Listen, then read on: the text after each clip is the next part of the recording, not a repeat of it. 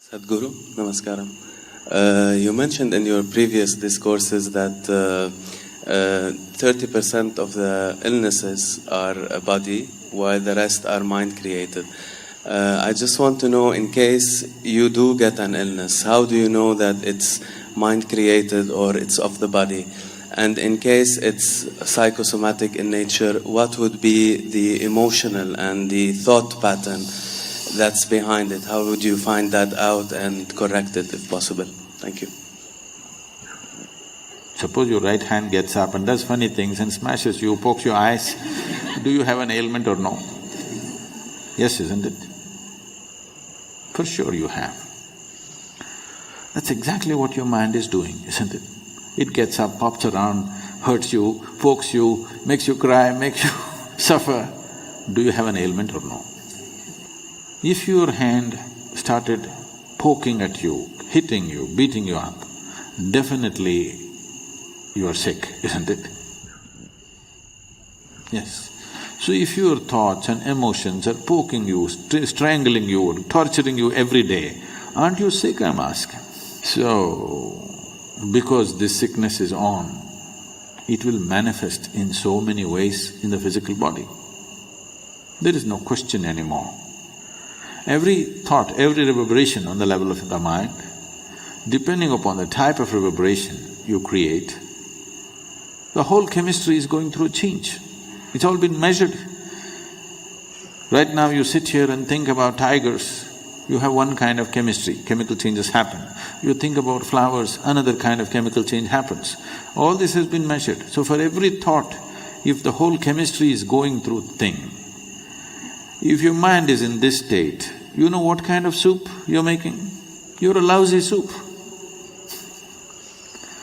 Not just lousy, poisonous. If you're soaked in this poisonous soup on a daily basis, how to know well-being? It'll not happen like that.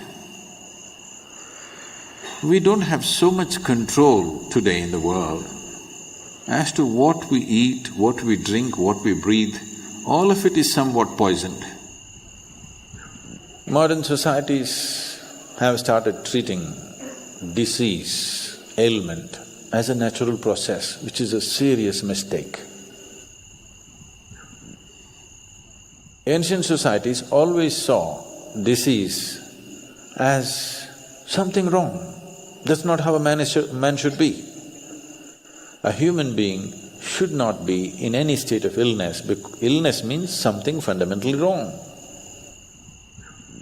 But modern societies have started treating this as normal, because there's an industry which thrives on you, very major industry. The second largest industry on the planet is pharmaceuticals. So, if the second largest industry on the planet is pharmaceuticals, they're too much lousy soup, isn't it? Every day you have to add something to this to make it… No. If you're willing, we can make this into a very wonderful soup. The chemistry is in a fantastic state. To be blissful is natural. If you do this, believe me, 70% of the ailments will vanish from the planet. Another 30%, there are many external influences which are not always in control. You cannot control that, only to some extent. So, if you're constantly creating a nasty chemistry within you, how is life within you supposed to understand you're seeking well-being? How? It's just unfair. Life within you thinks, he likes ailments and gives it to you. Yes?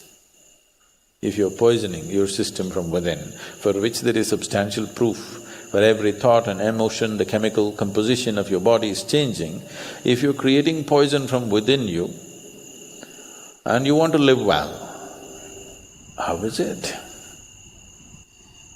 Life doesn't work like that. Unless you do right things will not happen to you.